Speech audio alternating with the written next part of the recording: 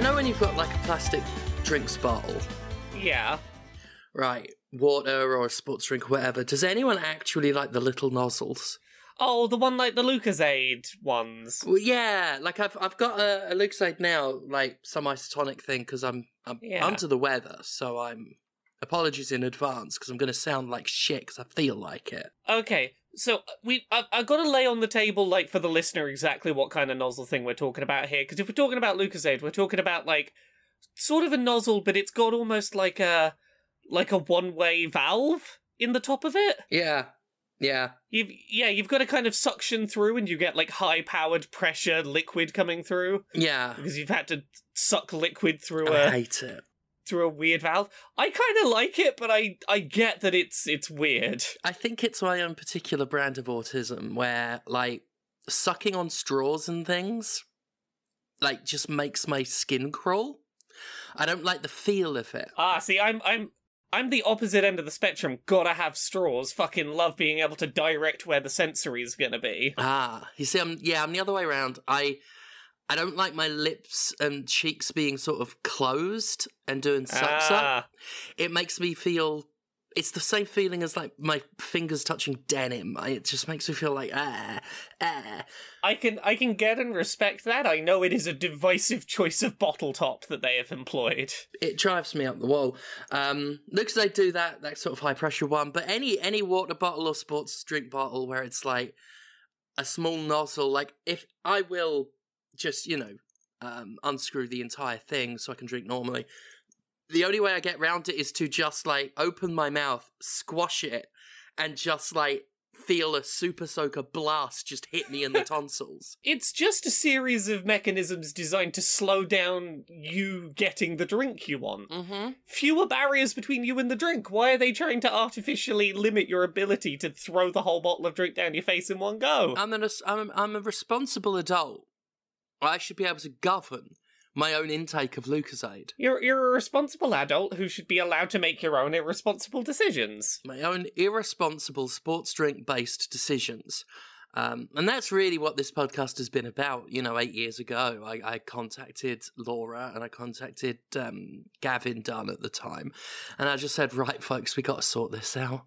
We've got to found a podcast based around sports drink choice, freedom of choice. Yeah, and look, it's a slow burn because we knew no one was going to click on the podcast if we told people that's what it was all about. So, give it like 400 episodes of a fake premise to get here.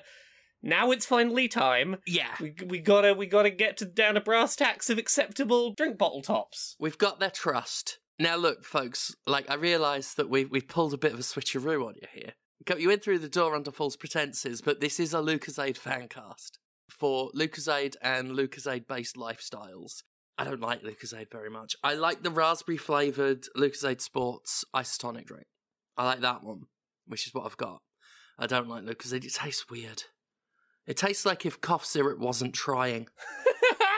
I feel weird responding saying I quite enjoy it. Because you're not wrong with that description. I used to like the little sweets. For a little while, they had, like, energy tablets. Oh, the sort of just glucose tablets that just turned to sort of, like, creamy powder in your mouth. It tasted nice. They were nice. They were just orange sugar. It was great. It was pretty good. I realised that our American listeners probably don't know what we're fucking talking about. Conrad, I don't think America has a Lucozade. I feel very betrayed. Being brought into this show after 250 episodes and never being told that it was... Oh, shit. Some sort of beverage thing. I never got you your copy of the almanac. Fuck. Oh, shit. I just assumed the email had been sent out. I didn't bring it up because it was such an obvious premise of the show. I assumed you knew. Well, yeah, like, I thought at the very least, like, because sometimes I would be like, God, did I send him that almanac? Wait, even if I didn't, he'll pick it up. The context clues are there. So I'm a little surprised. So I'll tell you what, right? I'll hold my hands up to some of it, but I've limited accountability on this one, Conrad. Look, I'm going to put some of the blame on you, Conrad. Have you been reading, like, the show notes in the group chat thoroughly? Because, like, I've mentioned many times, this week isn't the one where we reveal that this is a drinks cast. Oh, that's what that was always about. Oh, every week again with the now this isn't the week, it's a drinks cast. Oh, that clears a lot up, actually. There we go. So we're going to rename this show Talking About Snacks. And that's what we're all about. How is everyone? I feel like utter fucking shit. It's not COVID. No, but you got that cold after your last show. Well, I think I got the cold from Fee's partner James, I reckon. But I think it protected me. Oh? Because there are a couple people from the Manchester gig that have got the Rona. Oh. I had to sort of like warn Sovereign Pro today. So I think like my body was already like taken up because I'd met the people that tested positive. Like they sort of friends, sort of within the same friends circle. Yeah, as we know, it's against the law to have two illnesses at once. So, you know, Rona had to bugger off. It's sort of true, I think. I'm not a girl of science. Like, hey, we got here first, pal. Get the fuck out. I've never had two colds at once, like, or two sort of similar illnesses at once. So I'm assuming that in viral terms, we got an occupancy of one. That's what I'm assuming. Either way, tests have been taken. Like, Fee's not got it. And I picked this up off Fee, so should be good. Well, now you see here, meanwhile, in my house, my partner Linda does have COVID. Oh, no. Yeah, and she's the sort of person who catastrophizes and loves to, like, look up information to comfort her that only makes her more anxious. Of course. And so I'm going to toss a little fun fact your way. You can apparently have multiple strains of coronavirus. At once? At once. Oh. I tell you what, the human body is an efficient marvel, is it not? Well, you know who can't have multiple strains of COVID at once? Me. I'm about to get I think it's my 6th or 7th COVID vaccine. Jesus Christ. I'm still collecting. Got offered the annual booster after all of my fucking being in my COVID vaccine trials. You have been vaxxed to fuck. I'm collecting them like Dragon Balls or fucking Infinity Stones. I'm just like, just give me all of them. Hopefully I'll unlock wishes. Oh, mate, bring back Yamcha. Yeah. I think that's a Dragon Ball reference. That is a Dragon Ball reference. Oh, yes, mate. Let me get all 7 of the COVID vaccines and make a wish to a big dragon. There we go. That's how it's done. Right.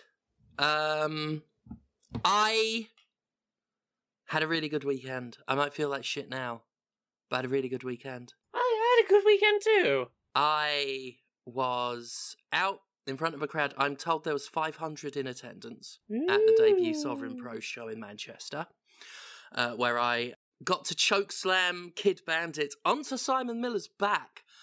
So that was pretty cool. And I also did a double chokeslam, them two at once. It was pretty fucking cool. Oh, that double chokeslam is fucking beautiful. Thank you. Definitely 100% a one-way street in terms of who does the work on that. Totally amazing.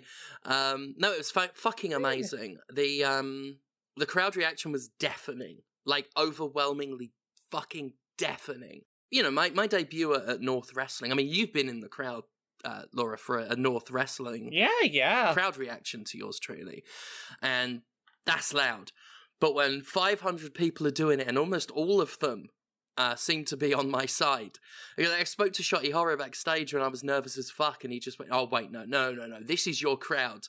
Apparently they sort of did a little intro stuff at the beginning of like, who are you here to see? And then they rattled off names, and apparently the place went off at my name, and I can believe it because, yeah, it was incredible. A man picked me up. Easton Reese is a pretty strong boy. I got picked up off my feet and held up, and that's not a usual feeling for me. I'll say that much. But you know, got to fight Kid Bandit and Simon Miller at the same time, and standing across the ring from them was surreal. I got Simon Miller one-on-one this Saturday in Blackpool, so I'm very excited about that too. It's been a whirlwind few weeks between founding Spectrum and debuting with Sov Pro and fighting Simon Miller in at the weekend. And a few months ago, I was told I wasn't good enough to wrestle on someone's show. So, just saying, if I'm coming out to crowd reactions equal that of Kid Bandit and then chokeslamming them onto Miller's back, I think I'll if I traded that in to be good enough, I don't think I'd take that fucking offer. Not that I'm bitter. You make a good point. It sounds like you've had a very good week, but I'm gonna make this about me. I've had a very eventful week.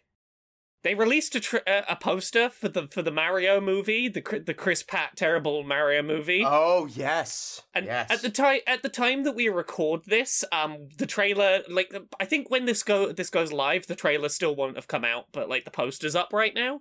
Mario has no ass, and I had a very eventful day yesterday.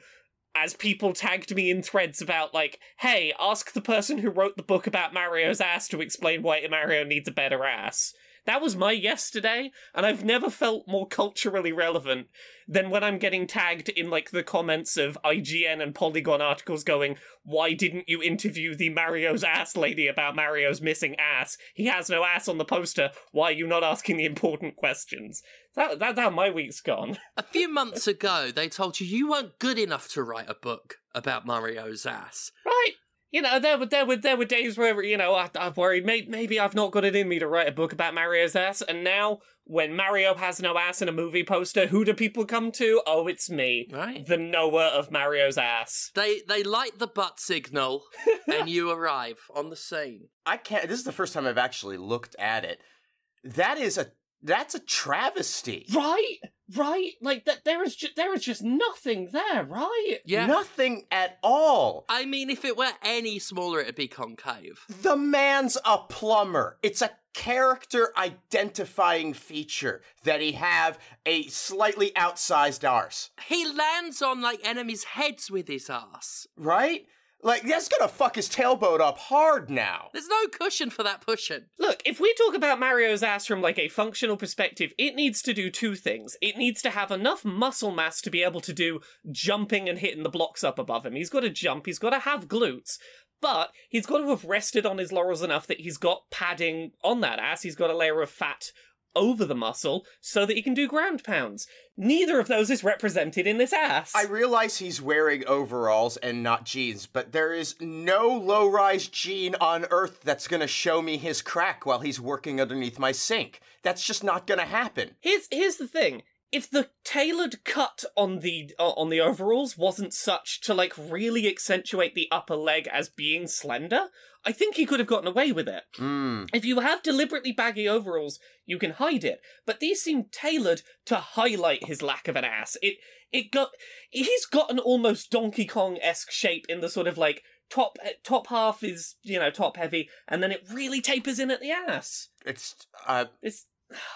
Yeah. I mean, look, people complained about Sonic, right? People Yeah. got all in a snit about Sonic's, you know, wildly misshapen body, but this is worse. There is only one scenario in which I think this is acceptable, and reminder, this will be going live before the movie trailer releases on Thursday, so this better be what the trailer's about. This needs to be a story of him getting the ass. This is the origin story of his flabby ass. The next thing they're going to tell us is that they're going to have changed his brown eye to blue. As the possessor of a big fat mommy dumper, I just see this as yet another example of erasure. Oh, absolutely. Right. This is big fat mommy dumper erasure. Look, if the trailer doesn't start with Chris Pratt going, "Hi, it's me, Mario, I need to get a better ass." If that's not the first line of the trailer, I'm disappointed, the week ruined. Maybe Bowser kidnapped his ass this time. Oh my god. Okay, cool. Yes. If this is about a movie about Mario getting his... And that makes sense, because it's a movie made by Illumination, the people that made Minions, who are all about lowbrow, bottom-of-the-barrel children's humour. A stolen ass is perfect for children. Ha ha ha. The princess is in another asshole. Oh! It's all coming together now. It's all coming together. Movie script written. It's baffling. It's honestly, like all jokes aside, it's honestly baffling that they've done it. Like, everything to do with character design comes down to a choice at the end of the day. Yeah. Right. And at some point, there was a choice to give him a small ass. And it's baffling. As I reiterate many times in the hit piece of scholarly literature, Things I Learned from Mario's Butt. Available now at all fine booksellers. Exactly. No character design is ever accidental, particularly when we're talking about 3D modeling. Someone had to go in and make a decision about what that ass should look like. And this is Mario by committee. This is ass by committee. Right? Yeah. Yeah. Yeah. And so this is not just one person to blame. What it is, everybody is to blame for not preventing this outcome. Yeah. For not looking at that and saying, hey, wait a minute. We forgot the ass. Now, you know what outcome we've also almost forgotten? That this is a video games podcast? Yeah! Hey, who's played video games this week? Probably Steph. Yeah, I guess so. Played a couple. Well, I watched you play Dreamlight Valley, but we've already gone over that. Well, we've already gone over that. There's nothing more to report on Dreamlight Valley. Like, it's just exactly the same as I said the other week, and I have stopped playing it. I played it sort of fairly enraptured for 2 days, streamed it a third time around thinking, well, you know, this will take up the time. And it was unbearable. It was unbearable playing it for the stream, where I thought it would be easier because sometimes games like that are pretty good when you're streaming. Very low mental energy required. Yeah. You just do some rote tasks, and then you can concentrate on chatting shit, being entertaining, talking to chat. But it was sucking the life out of me. Rather than free up mental energy, it was diminishing it at a rapid pace, just through how fucking boring it was. So that is a shame. But at least I'm live streaming again. At least Virgin Broadband have pulled their fucking fingers out and turned up and got the internet now. I downloaded Gears of War Ultimate Edition just to have something to download, just to try it. And it downloaded the same day. I could have wept. It didn't take days to download a game. Oh.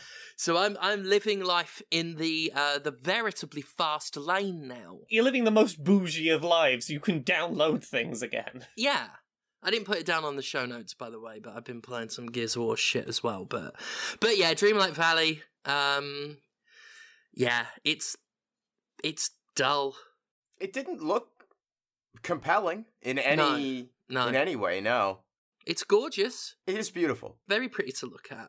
I love the character model that, you know, your avatar that you like. I was like, oh, that's really cute. Like, you can make some very cute character designs in this. Yeah, it's got some good customization there, but the actual gameplay is so pointlessly governed by an energy meter that you've got to constantly eat to refill or go into your house and stand there for literally, like, the moment you're through the door, the energy's refilled.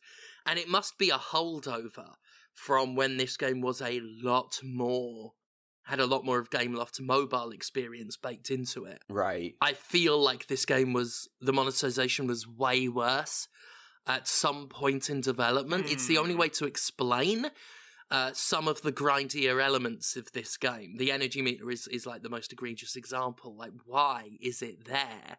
There's literally no point to it being there. Okay, all right. I now the spin doctor in me. There's certainly not a spin-off Doctor in you. We haven't done those in fucking ages. No, not lately. This is intended to limit a child's playtime. Nope. No. I'm just saying that's how they're gonna. It doesn't. That doesn't wash because you just then eat food or go into your house and then you just keep playing again. Like, that's the thing that grasps me about this. It doesn't limit anything. Right. It's just inconveniences. Yeah. Yeah. It doesn't change the game outside of you have to open the menu or you have to walk back to your house. It doesn't actually stop you doing anything. But it feels like it was meant to at some point. Yes, that's the thing. Yeah, it looks like a holdover because that type of energy meter has been in like microtransaction fueled games since Farmville. Sure. And probably before. It's a mainstay of mobile games, which again, this game was developed by Gameloft. It's such a mainstay of those things where energy is usually replenished via a currency that is very limited and usually paid for with real money. But because the monetization in this game is kind of more insidiously placed, more squirreled away, I do feel like at some point it must have been harder to recoup that energy without paying for it. Mm-hmm.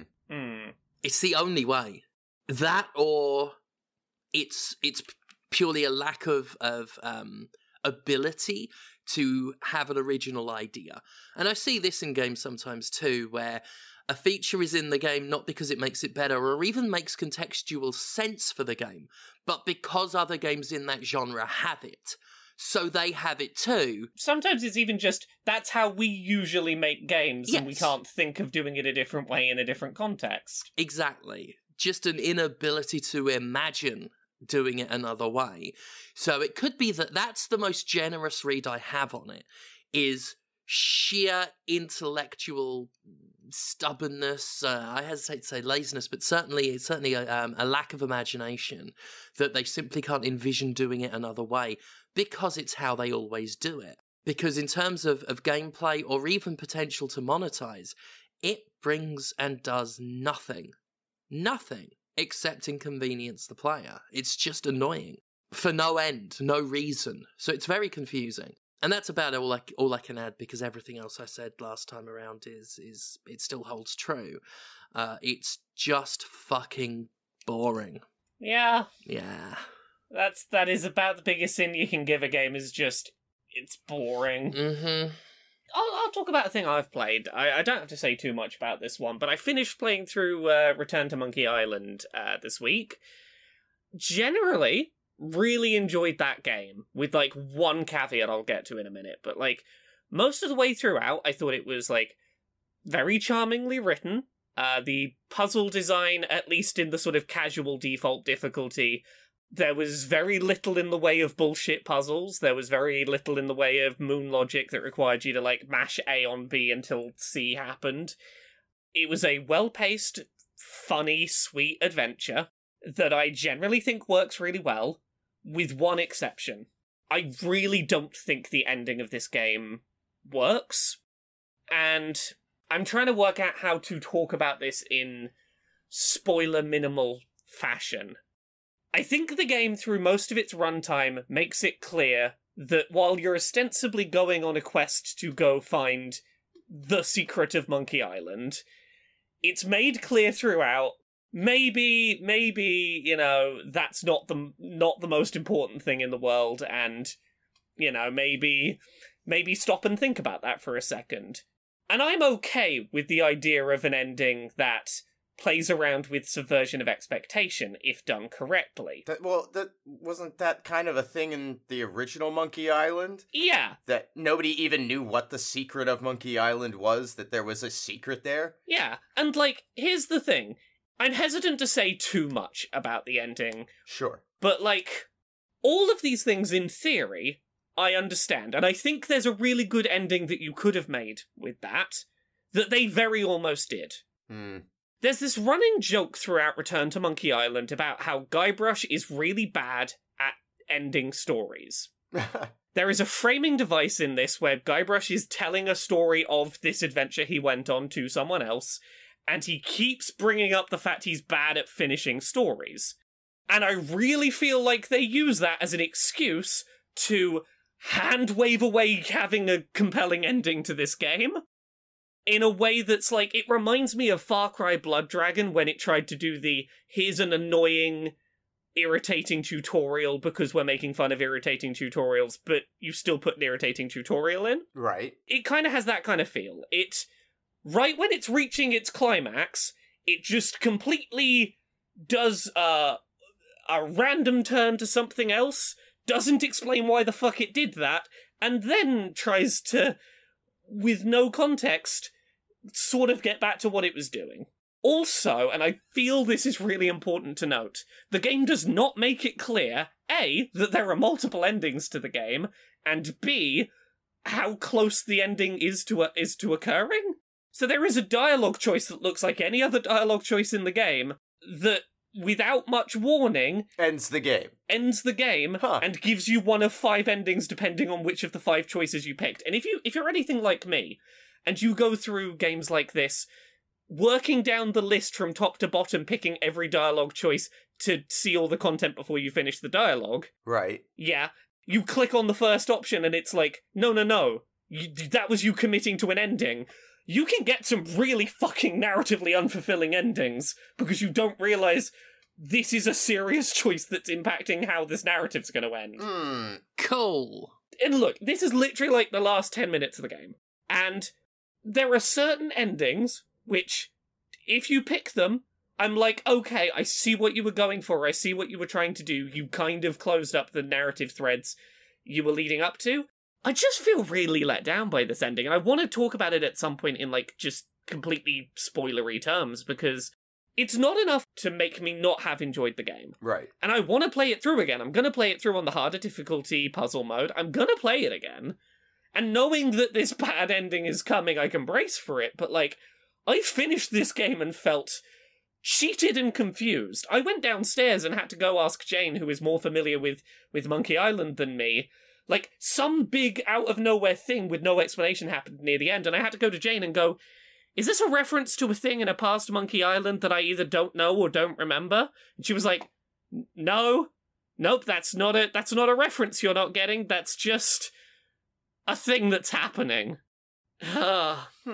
It's such a shame, because if this game was, like, leading up to such an obvious, like, satisfying, like, narrative conclusion that would have tied in with the themes of what the developers had been going through making the game, it would have tied into the stuff that was being seeded and built up toward, it would have been a really sweet ending to the game, and then they just don't, and it feels confusing that you don't get either the dramatic action narrative ending you're building up to, or a good execution of the subversive narrative they're hinting at. You kind of get a third thing that I'm gonna have to play this. I mean, like, I was going to eventually, but yeah, genuinely, I think it is a fascinating play, and I think that, like, all but 5 or 10 minutes of this game is fantastic, and I think that last 5 or 10 minutes is fascinating to discuss, and I really want to talk about it with more people. It is, I'm so intrigued by why they made the choices they did. Okay. Alright, I'll try to get on that in the next couple weeks, because yeah, I do want to know. I love the series, you know, yeah. And those first 2 games in particular, in spite of their particular elements that are due to when they were made. The ones we discussed a couple of weeks ago, yeah. Yeah. Oh, and both in terms of mechanics and content, you know, there's some of that, but... Yeah, and, like, to give my context of coming into this, I really enjoyed Monkey Island 1 and 2, even with 2 ending with the what the fuck, like, cliffhanger, unexplained, shock ending. I'm not opposed to I want answers and you're not giving me them ending. This doesn't do that well. Yeah. But like, it's such a shame because it is so throughout such a smart, caring, sweetly written Monkey Island game that I loved almost entirely otherwise.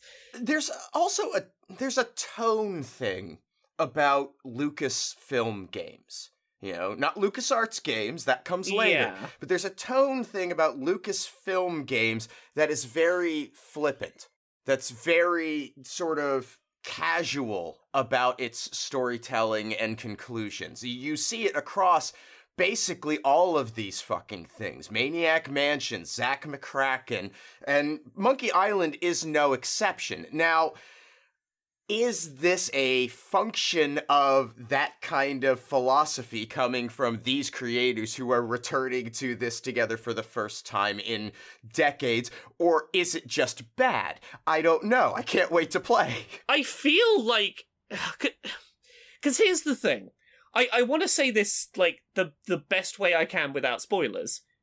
I think there is a very slightly trimmed version of this ending that works amazingly. Right. I think that they inserted one scene in that adds nothing and makes no sense and is just confusing. And I think if they had removed that, and they had gone from, we're coming up to the climax of what we expect the end of the adventure to be, to conversation it could have been a fantastic ending, but they insert a scene in the middle that I just don't understand what they were trying to achieve with. It's fascinating. Anyway, Conrad, what have you been playing this week? Oh, I finished BioShock 2. Yeah? And, and I'd just like to go back and reiterate everything I said about BioShock 2 in the last episode. Nothing's changed there. I even forgot how it ends. Like, the last moment of gameplay in BioShock 2, where you are running and you're behind your daughter, I can't even remember her name, Eleanor. You're behind Eleanor, and you're running out, and then all of a sudden you come around the corner, there's that huge pile of explosives. Spoilers for BioShock 2. And then it blows up, and that's how gameplay ends. Mm-hmm. And I liked that. That's like my favorite part of this fucking game. Yeah. Which is weird. It's so fascinating because it follows every beat of BioShock. Like, they're like, hey, we're doing it again. We're getting the gang back together. We're doing it again. And I was like, well, I could just gone back and done it again. You didn't.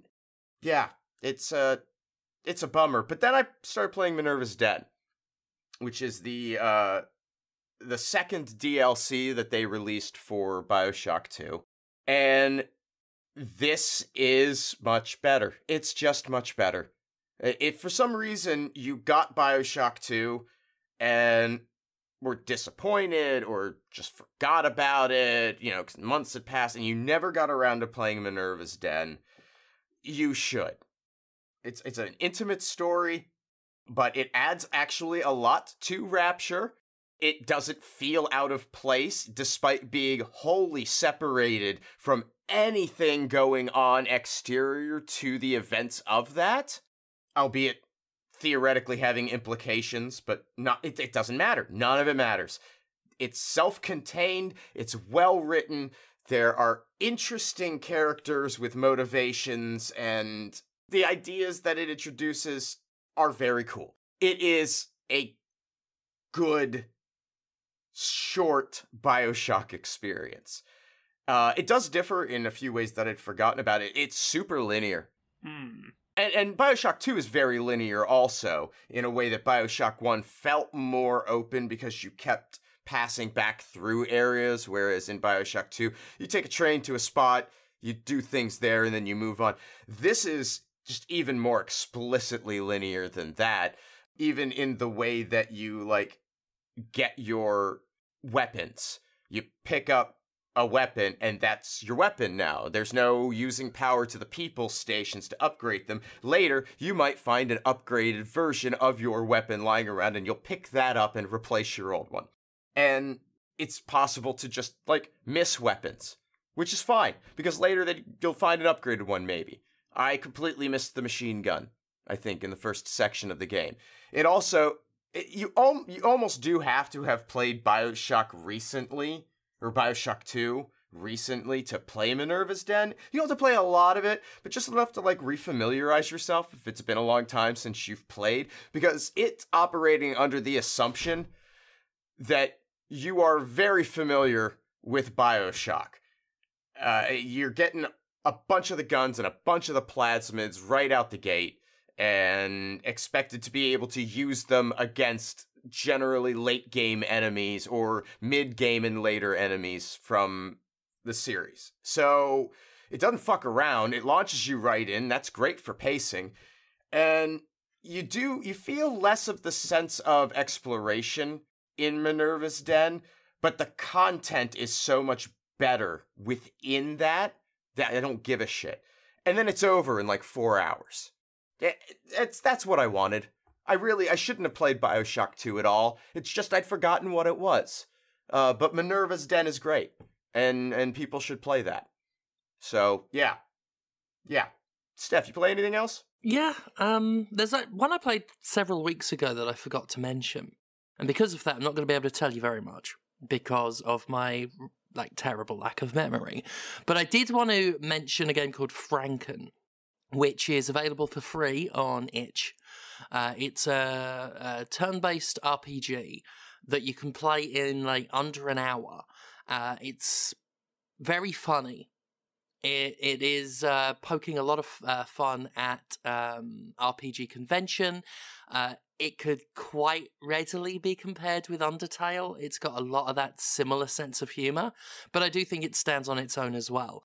For example, like one of the less upfront jokes is the fact that you fight a spider that looks like a scorpion. Then you fight a scorpion, and it's the same model recolored. And then you fight lobsters at the beach, and it's the same model.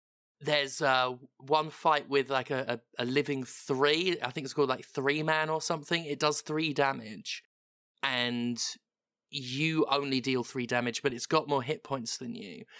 So mathematically, it's gonna kill you. Except it gets you down to 3 hit points, and it's satisfied, and it stops. They throw in like the soundtrack like is taken from like all sorts of TV shows and stuff. At one point, the Blake 7 theme starts, which is such a reference that I burst out laughing. It's really fun. I won't say much more than that, mostly because, again, I can't remember details of things after a while. But it's free. It's called Franken. It's on itch. You said it's like an hour-ish long? Super quick, yeah. You should be able to do it in like under an hour, I think. Nice. Yeah, it's well worth checking out. It's quite entertaining, quite amusing. Cool. Other stuff I've played this week has all been like very small finishing stuff off. I went back into playing The Binding of Isaac, Afterbirth, plus Repentance, whatever the most recent up-to-date bit of Binding of Isaac is. And finally started getting to some of the content in that I hadn't made it to before. For those of you who are, like, familiar with that game, I've reached the point where, like, at the end of the first floor, there's always a room that can be unlocked with a key in the boss room that lets me go down into some sewers, and then a few floors later, there is a door in a boss room that if I have 2 bombs, I can go down, and it takes me into the sort of burnt, ashy area. Yeah. And I've been going around exploring some of that content that I had to restart my save file at some point, and it took a while to get back to that point. I've been finding some weapons that I, like, hadn't experienced before that are just really fucking fun. The Black Hole. The Black Hole is fun. The Black Hole is so fun. I love it. It's great. Not really much else to say other than The Binding of Isaac continues to be a game with an unholy amount of content in it, and it's great. The other thing I finished, and I know that, Conrad, you were near to finishing this the other week when we talked about it, I finished Trombone Champ. Mm-hmm. Yeah, that game did not outstay its welcome. Nope. It definitely was a little too obtuse, I think, with a couple of those last couple of things you gotta do. Right? That victory condition setup is very specific and not made clear enough. Certain parts of it make some sense. Yes. Like, in hindsight, I can look at it and go, I understand what was trying to hint at most of those things. Right. Like, all of this information was communicated to me in some form, but it was done poorly in certain aspects, or not connected together well enough for me to have made the association. Yeah, right? But, like, that aside, it is a fun, silly little game. It's got a lot of charm. The writing was very amusing. Yes, it's very funny. I found myself chuckling a lot at that game outside of my own poor trombone playing, which was a pleasant surprise. Yeah, that game is worth maybe 5 hours it'll take to see it through, and it's neat. Yep, it's good. Yeah. You played anything else this week, Steph, or Conrad? Either of you? I played Middle-earth: Shadow of War. Oh, wow. Ooh. It's on Game Pass, and I was bored.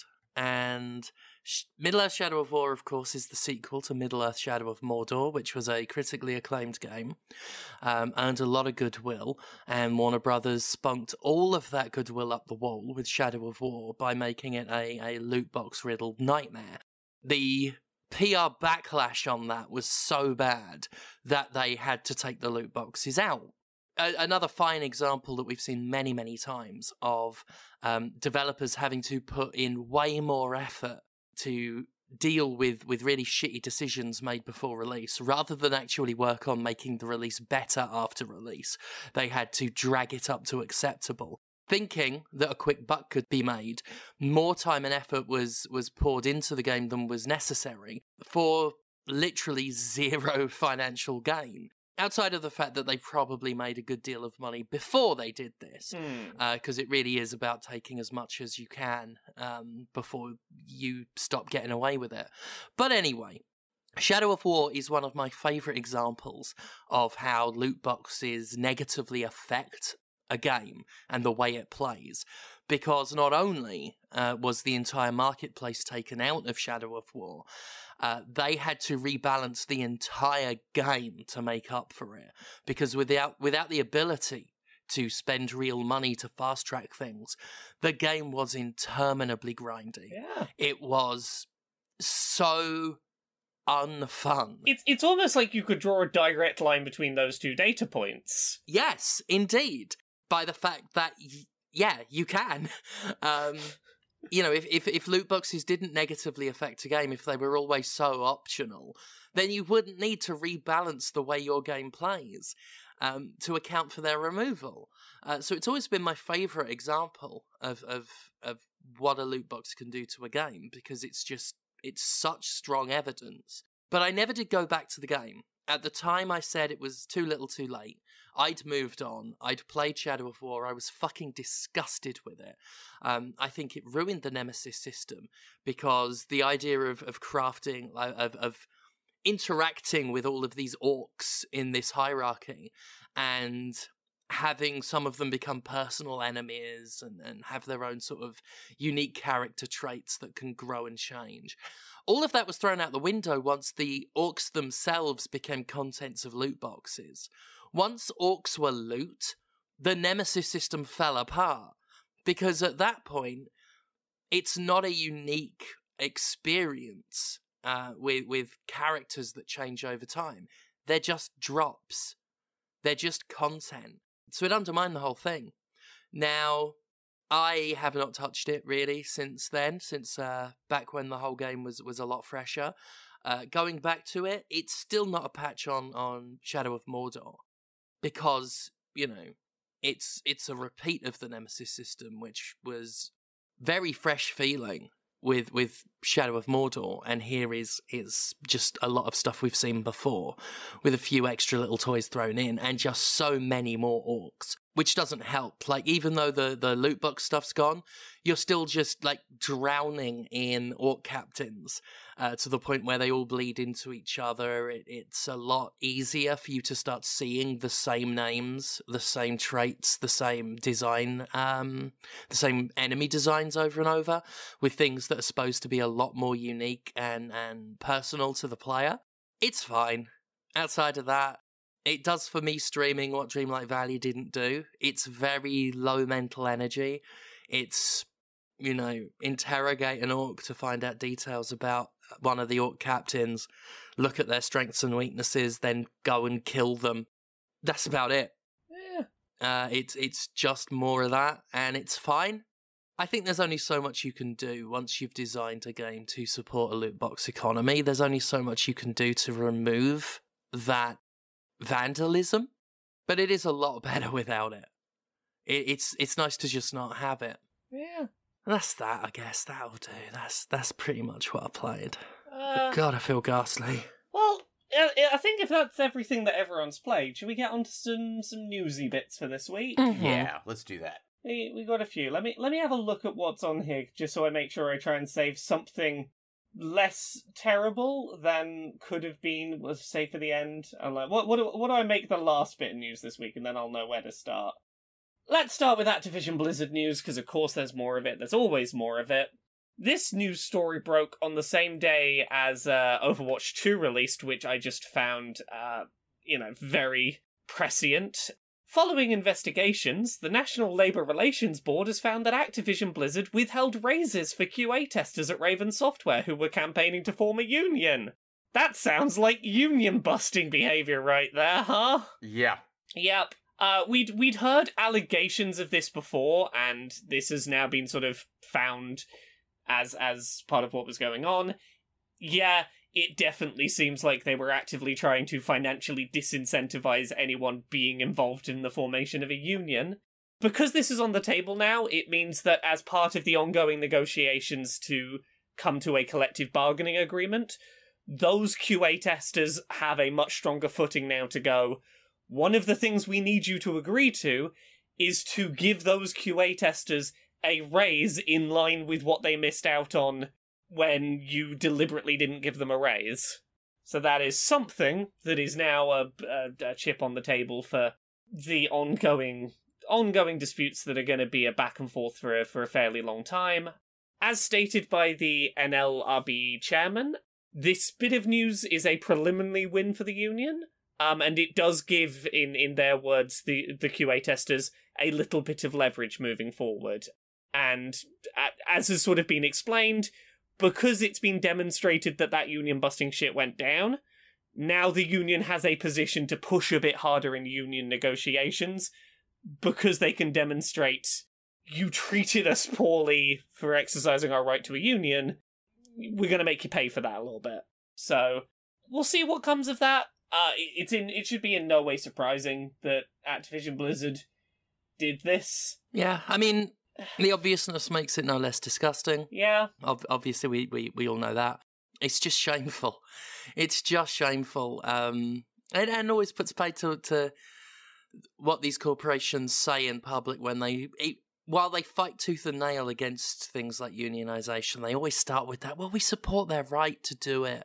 We support the freedom to want to do these things. They don't. Like, they will punish you for it. While they do that, they make the case for unionization. They constantly talk about how, these things can be resolved by us. We have internal mediation for this. We have human resources for this. And look what they do. Look what they do when there's no checks and balances to stop them. They'll do things like this, withhold wages, as punishment for daring to speak up against, them doing things like this. For them to behave exactly as they are described just speaks to their unwillingness to control themselves even when they're under scrutiny. And this is what they're like when we're all looking at them. Imagine how bad it is when the pressure's off. And that's why the pressure should always be on. Couldn't agree more. Yeah, next little bit of depressing video game industry news. A good chunk of the writing team on Disco Elysium have left working on that game's sequel involuntarily. Now, there is a good Twitter thread from Katie Knit over on Twitter, who has been going through the credits of the game and trying to work out who exactly from that writing team is still there and who was let go. It seems like of the 11-person writing team, 6 of them were let go, including both of the lead writers. 3 remain, and 2 are unclear right now. But at the very least, over half of the team, including both of the lead writers, were let go from that project against their will. It is very unclear exactly why this happened. The assumption would be money, but no one on any side is talking about the why right now. Yeah, so we know from founding members of that studio that the members of staff that left, their leaving of the company was involuntary, is their statement. We know that designer Robert Kurvitz, writer Helen Hinsper, art director Alexander Rostov, all haven't worked there and were pushed out of the company at least at the end of last year. So, they've not been involved in this for a while, and there's a lot of questions around the timing of us hearing about it now. Mm-hmm. Everything is a big mess around this right now. For their part, the development studio, I've only ever seen their name written down, so I don't know how it's pronounced, but ZA/UM, they put out an incredibly boilerplate response that said absolutely nothing, that was, some people are not working on the game anymore, but others still are, and they're working hard on it. Please still purchase product. Yeah, I saw someone Photoshop that as the dialogue of one of the corporate characters in Disco Elysium. Yeah. My God, this is a masterclass in how corporate interests like completely refuse to understand or appreciate or even give the slightest shit about the arts that they commodify. Yeah. And, like, here's the thing. I don't want to downplay the talent or involvement or level of creative output of the people who worked on the original game and are still there, but this is a lot of people to lose all at once and a lot of very senior people to lose all at once. And there are some games where you can sort of adapt to that. I worry how well you bounce back from that with a game that so clearly was a very, very detailed love letter from people who'd had the idea in mind for a very long time. And I'm like, I don't know how well you remove those people and have it still be what it was. And I guess part of it depends on how far into the writing the game was when they were kicked out, but yeah, it's a fucking mess. I'm trying to find the exact quote from the studio, but it was bad. I mean, this is disappointing news in a lot of ways. Yeah. Because this was a very, very successful project. It was a game that was critically well received and ambitious and financially successful. And political. Yeah. And, you know, like, and it... Yeah.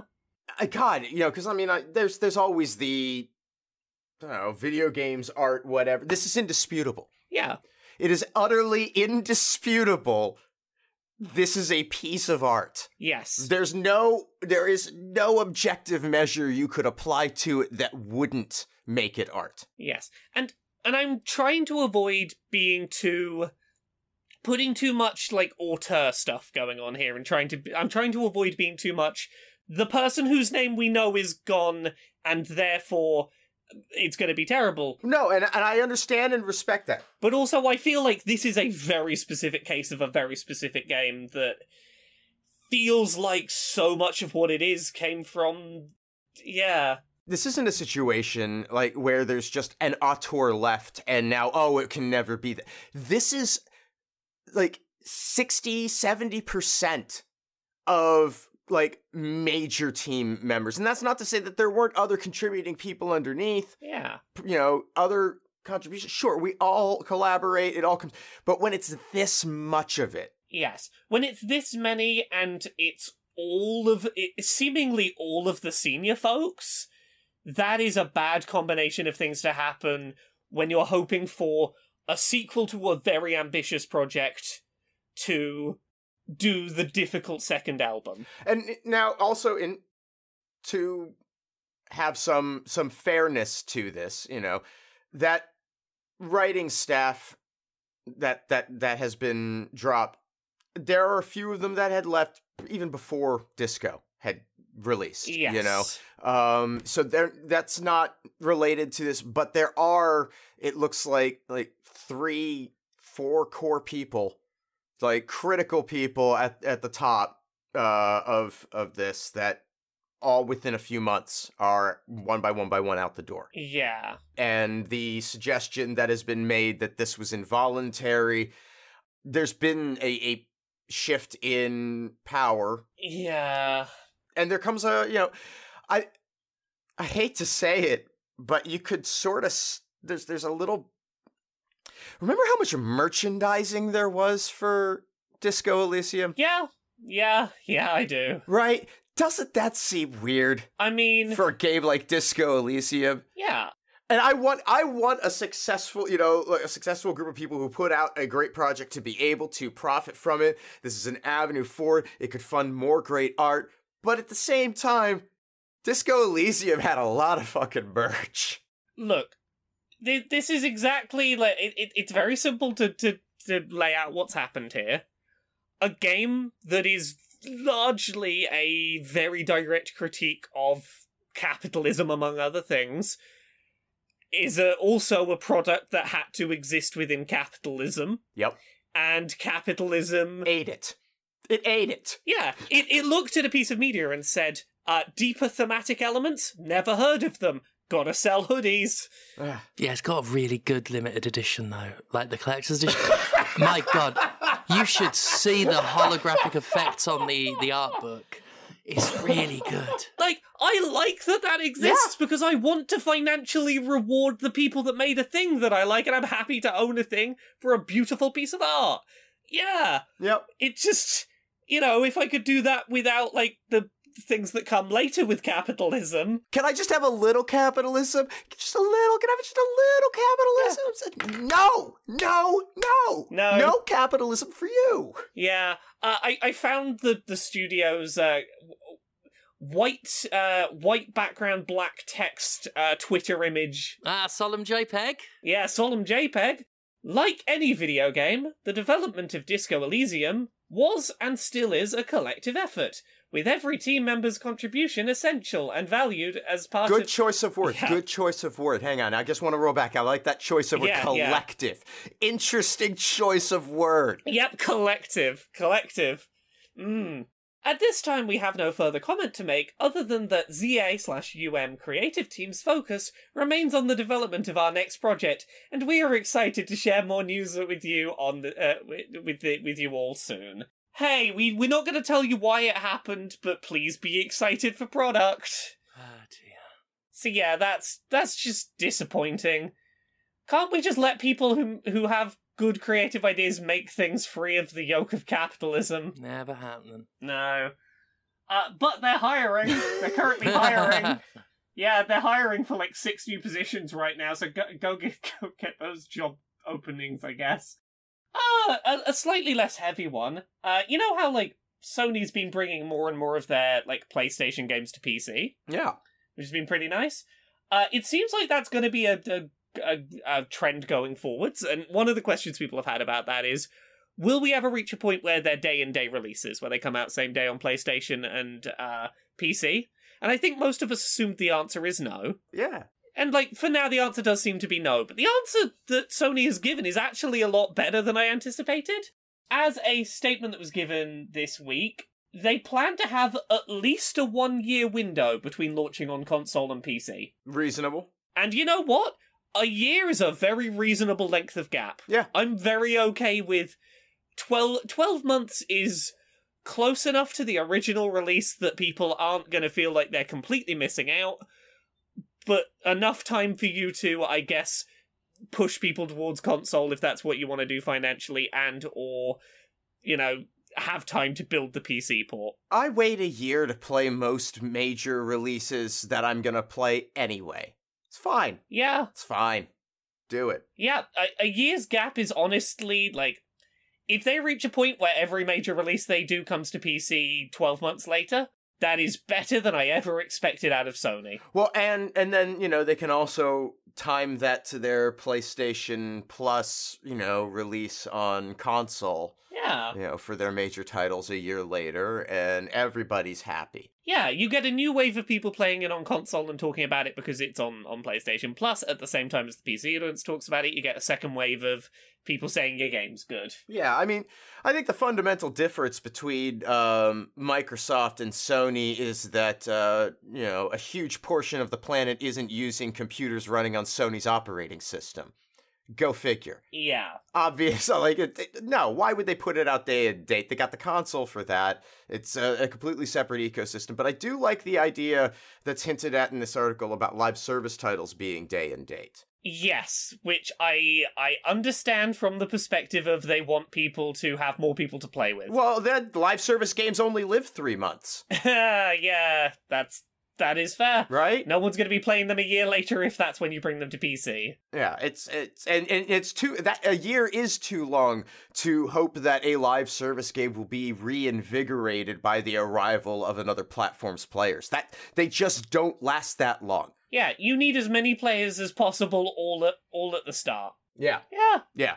That's how all of these are built along that model, that we're going to have this huge flood, and then we're going to get little ticks of getting some retention return, at intervals as we add content, but it's always going to slide down, and they all know that. It's just, how high can you get it and how long can you maintain? Exactly. And there's too many of them. Yeah, it is unsustainable. Yeah, we've got a couple of other stories to rattle off quick. We don't need to go into too much depth on these. Stadia is dead. Yeah. Or it will be on January, whatever date next year. It's gone, it's done. Another product in the Google graveyard. 274 bodies in that graveyard now. Yep.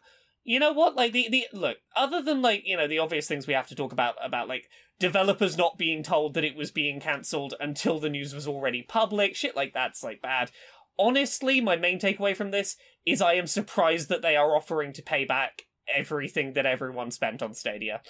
That is more than they are contractually obligated to do, and I don't think it really would have hurt them in the long run not to do it, and I guess that's something. Well, they might want to come back to video games someday, because they're not stupid. They recognize how huge the market potential is. Yeah. And people will remember Stadia one way or another. Yes. Right? Nobody's going to forget Stadia existed. So do you want them to remember that when it went wrong, you made it right? With those people, with the people who committed to following it in the first place. Because the rest of us over here, like, I don't give fuck one about Stadia.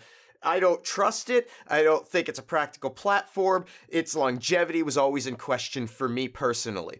I mean, I feel like the bigger thing this does is it gives a certain degree of confidence to people going into their next attempt at video games to go, maybe it's okay for me to put a bit of money in on this, because if it dies, maybe I'll get it back. Exactly. And it makes it seem less of a daunting prospect to take a chance on whatever they try next. Right.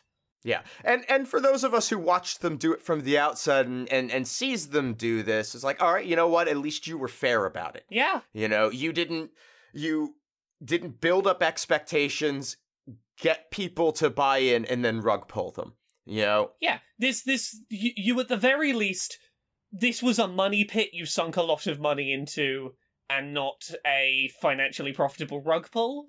And you, as a huge fucking company, can do this without pain. It's not going to hurt Alphabet to do this. Yeah. And good news, though. Yeah. Guilt will be coming to other platforms now. That's also good. Ah! Yeah, Guilt was, a Stadia exclusive. They've said Tequila Works, a studio that's done some really good games, including The Sexy Brutale, which is one of my favourite games of all time.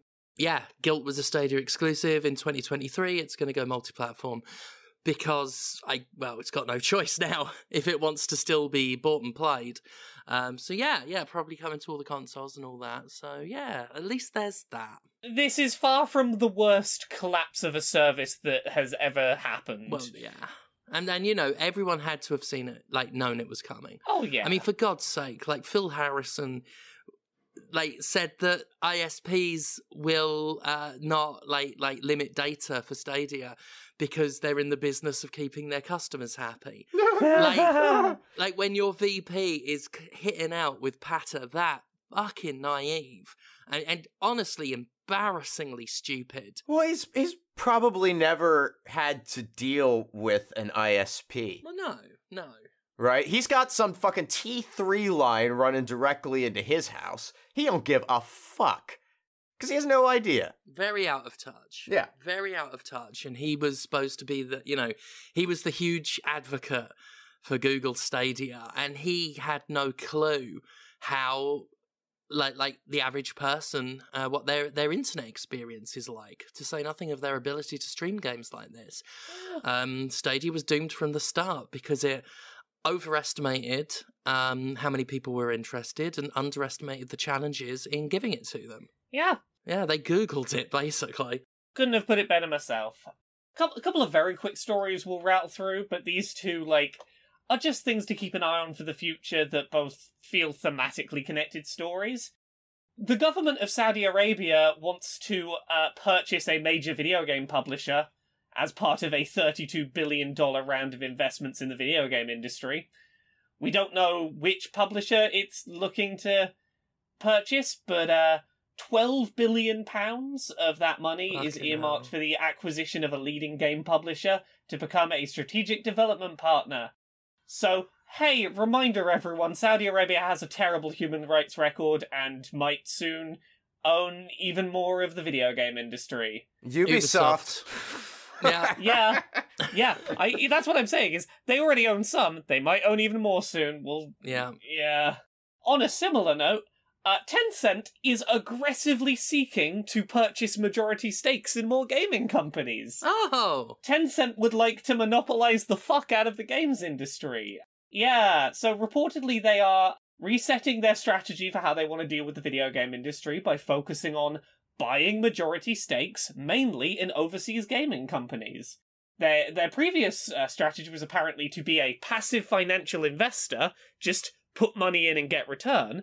But now they want to aggressively own majority or even controlling stakes in companies in the core gaming sector because they want to have control over those companies. And of course, capitalism doesn't reward restraint. Capitalism, yes, like corporations, don't do things by half, and they don't want some money. They're not happy with just returns. They want everything in the end. And this wouldn't, it's already a bad story, but it's made worse by the fact that it's also reported they want to make major investments in crypto and that whole space. What a surprise. Which, put it 2 and 2 together, oops, we're going to buy a majority stake in a game developer and put NFTs in all their games. Hooray! So that's a thing to look forward to. But to finish off this week, we have a sort of light-hearted story to end on. Okay. You know how Duke Nukem Forever was, like, historically the longest in development, most delayed, most in development hell video game of all time in terms of like when it was announced to when it came out? Yeah. In terms of AAA games? I'll tell you what, right? Yeah. It was a bit bad as a result. Yeah, right? Well, funny you should say that. It's just been overtaken by a game that Ubisoft still alleges is definitely in development and going to release. Oh, you're joking. Beyond Good and Evil 2 has overtaken Duke Nukem Forever for the Guinness World Record for longest game in development. Wow. Yep. I'd completely forgotten. Yeah.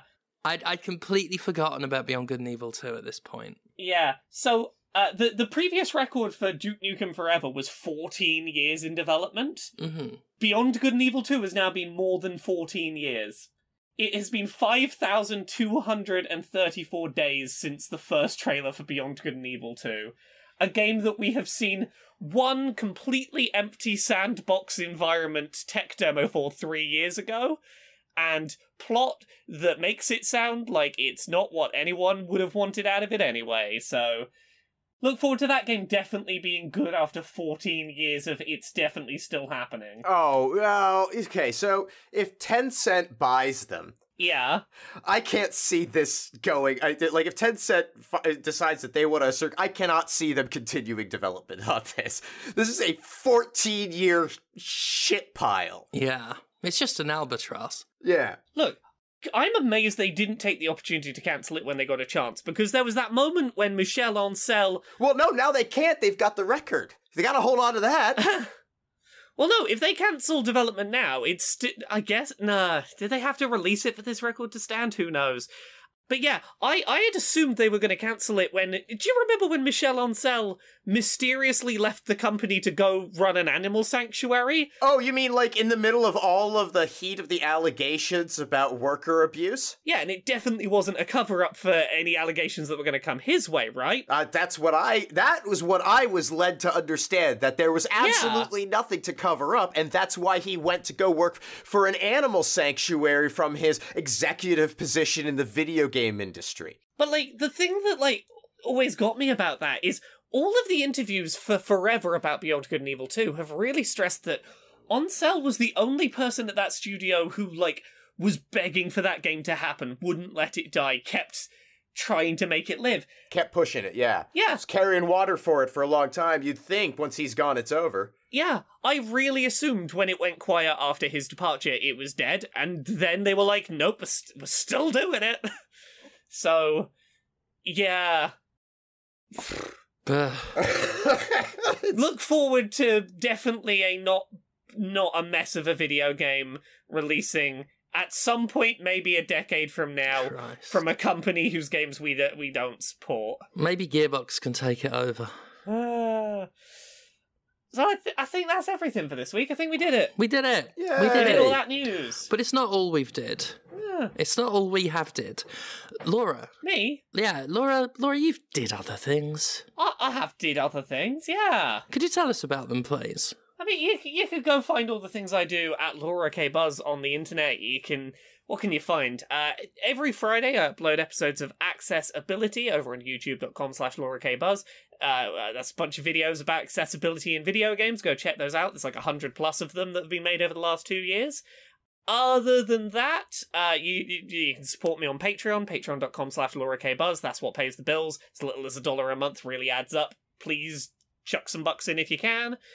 It's just Laura K. Buzz, laurakbuzz.com. I post links to everything there. Go check out Laura K. Buzz.